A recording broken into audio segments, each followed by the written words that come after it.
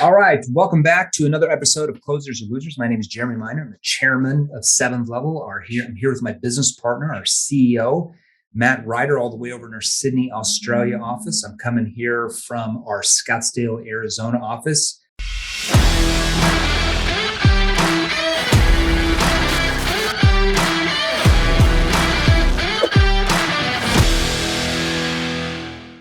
Matt, you're back in Australia now. Does it feel good to be home? What's going on? You were just here a while ago.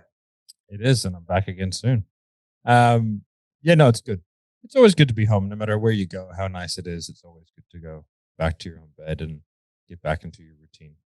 I hear you 100%. So today we wanted to go over really challenges. So if let's say you're a sales executive or you're a sales manager, or like you're a, CSO or vice president, or if you're an individual salesperson, selling for a company, some of the different challenges that we see salespeople, companies have in our day and age. We're here in 2022 now. What are some challenges that people have? What are you going to face that maybe you don't realize now?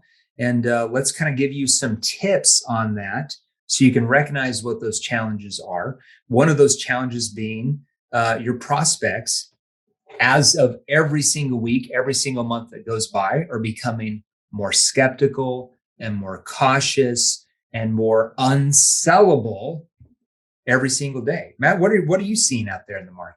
Yeah, so think like all these movies, and obviously they're based in reality. So all those years of the prospect being thought of as a dupe or a stooge, and it's come to fruition where anyone who is in sales, who is a salesperson or even teaching sales, is looked upon immediately as a scam artist, a charlatan, or someone trying to trick people into getting their money. And you can see it on advertisements, not only for our stuff, but for, any sales trainer or anyone like that, anyone who's teaching someone the art of persuasion. It's like, look at this scam artist, look at these people. And it's just like, so that's the general consensus. Like, if you were to go around and ask 100 people in the street what they think of salespeople, they'll say pushy. They'll say they're trying to trick me out of getting money. They're not going to say, oh, they're an advisor. There's someone who's trying to help someone, like, all the things that we try and tell ourselves that we are. And then I think that, a good salesperson is, which I think just creates, like, the moment somebody realizes or cottons on that you're a salesperson, the context of everything that you say is steeped in this, like, well, I'm trying to get your money. Yeah. Well, it triggers them to emotionally shut down. I mean, that's really what it does. So when a prospect feels that you're just there to sell them something, right, they just emotionally shut down. So even if you have the greatest questions in the world, they're just never really going to open up because they don't trust you from all those different reasons you talked about. We see it all the time. Like, we run ads. I'm out there on Facebook ads all the time. And, I'll see an ad and there's like 750 comments or whatever. And you'll see a lot of comments are like, oh, this guy's trying to scam people out of money. And I'm like, having people learn how to sell more with sales training is scamming people out of their money. Like, I'm not understanding that. My favorite is when they call people a pyramid scheme. I'm like, I don't think you know what that is. I'm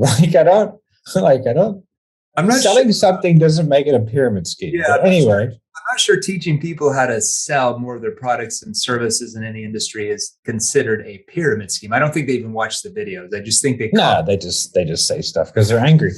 But to be fair, it's probably because they've had extraordinarily bad interactions with salespeople who are trying to shove product down their throat.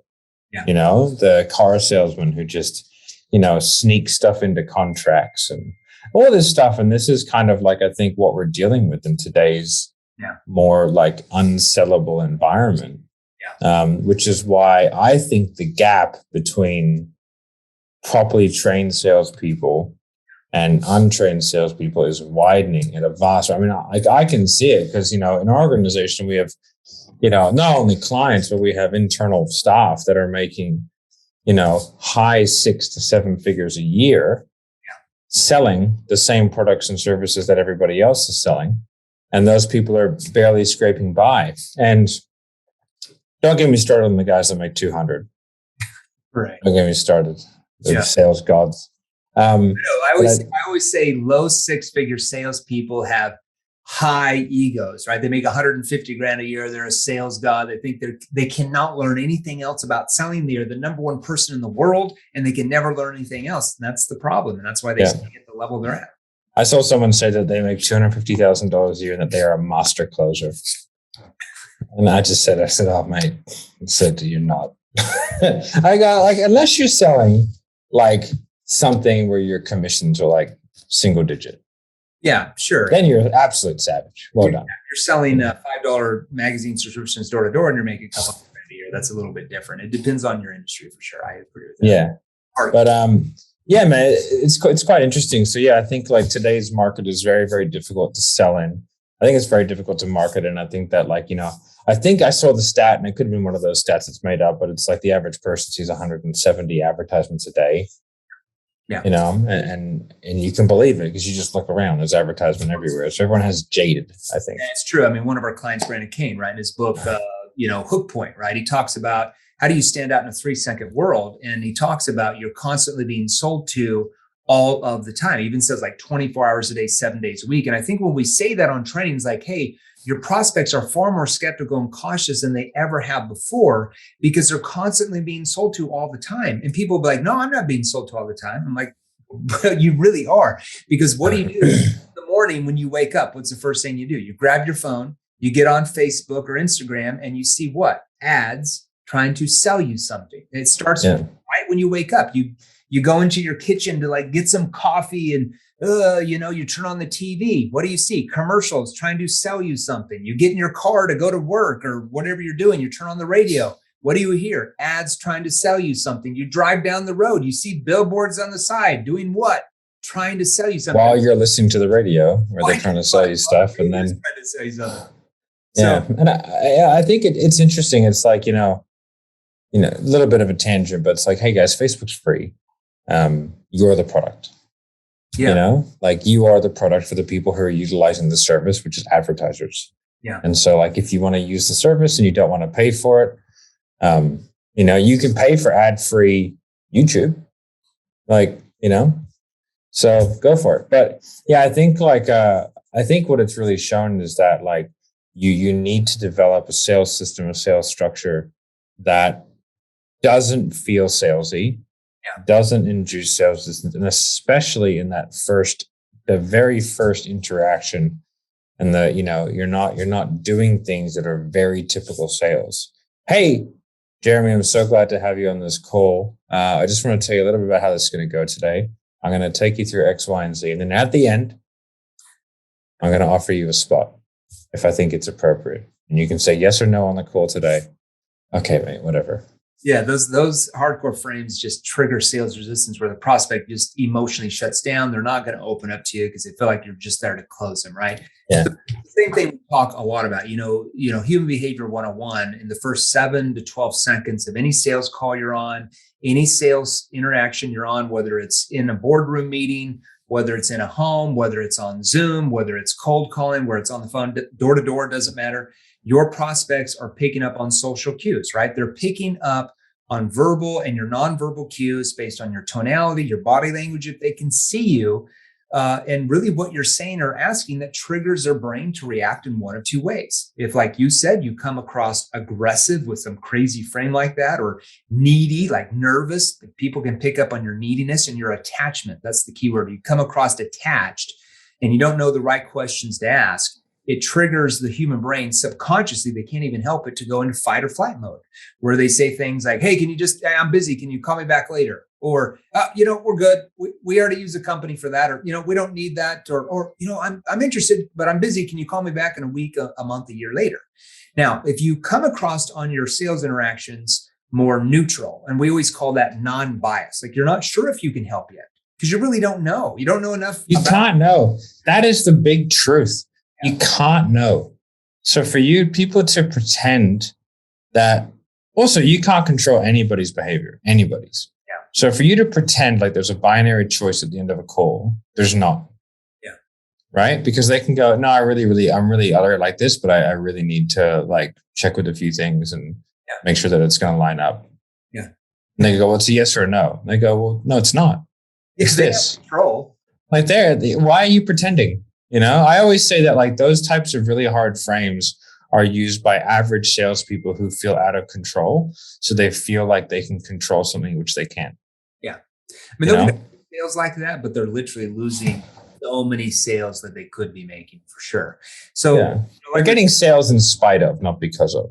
Yeah, it's like golf, right? They hit a few good holes, but the other 17 holes, they just suck. I mean, then they think they're good, I played golf the other day. Sales is a numbers game. Well, yeah, it is with those type of techniques for sure. How did you do? Yeah. Not too bad. I played Roll City, which is where they play the Australian Open. So it's a championship course, very, very difficult course. But on 18, smashed about a 340-yard drive straight down the center on the dog leg. Boom, good to go. It was a great way to finish. Did you birdie? Did you par? I parred. Oh, you parred it. Wow. Well done. Yeah. Is that a par 4 or par 5? Par 4. Wow, good for you. Mother Mary. Sales training doesn't work. You be a professional golfer. So if you come across what I was saying, more neutral, unbiased, you come across really relaxed. Like you're just there to see if you can help. You come across detached, the right questions to ask. It triggers, like the human brain to become curious enough where they actually want to engage. They actually want to open up to you because they feel like you have something important to offer them, right? Or could have something to them. I think the key word you said was detached. I remember I was selling someone a while ago, and they said, "Oh, like you really don't care if I buy or not." I said, "Well, it's not that, man." I go, I care about you getting to your end result. Yeah. But if it's here, that's great. If it's somewhere else, that's fine too. I'm not particularly like whatever puts you in the best spot to get your outcome in. Like that's what I'm here for.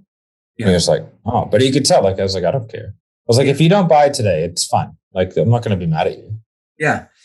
Like what's like? Well, it's almost saying like, yeah, I mean, it's we can help you if you want. I mean, it really has no impact on us if you don't learn, in sales training, if you don't learn the right skills to scale your company to here. I mean, if you don't learn those skills, your salespeople don't learn their skills, who does it impact? It has no impact on us. It has an impact on who?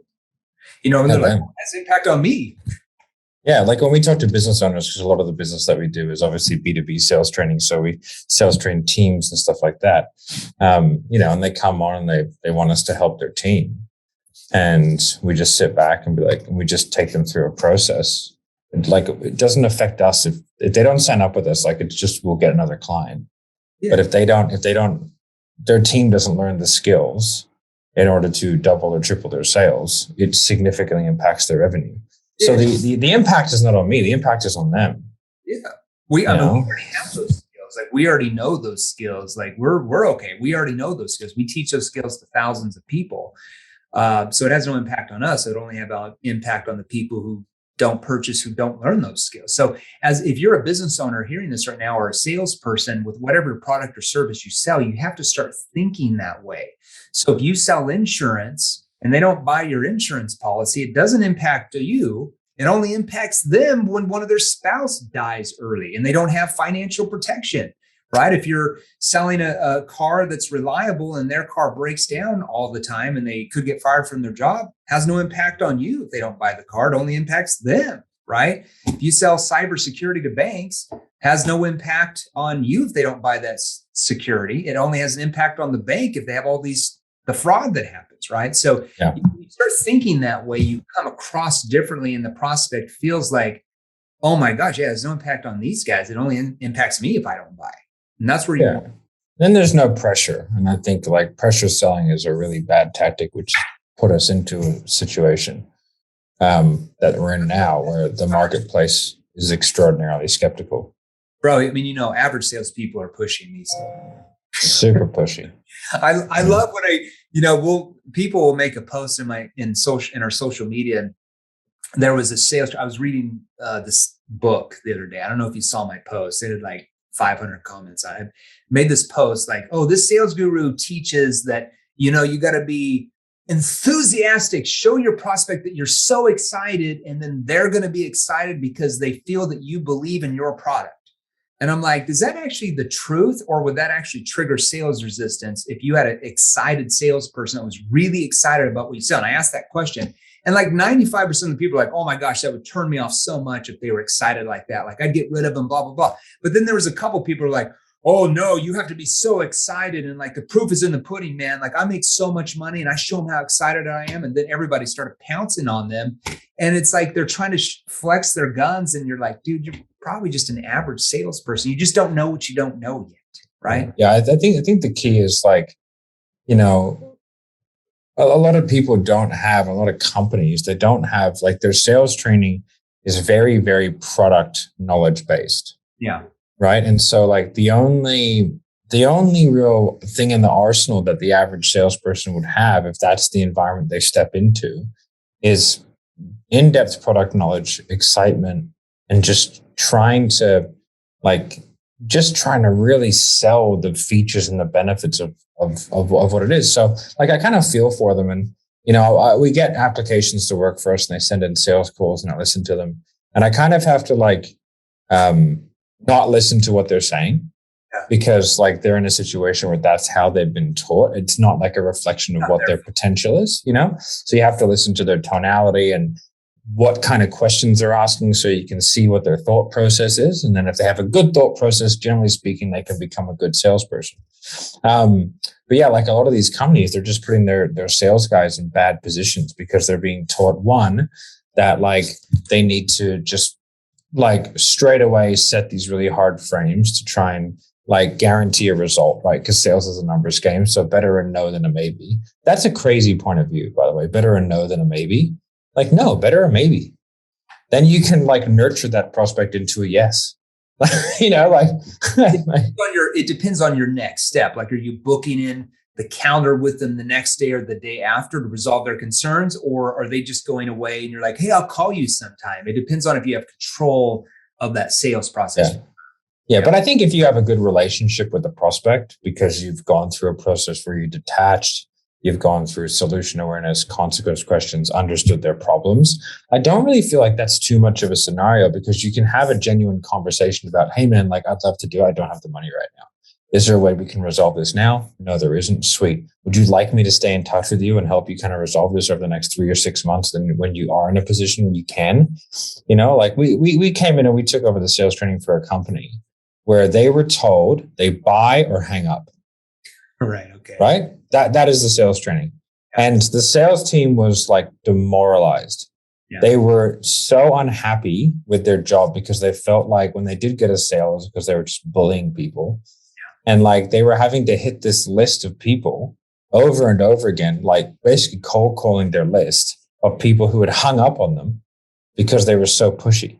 Yeah, you're going to hang up on them and then 3 months later be able to sell them? No.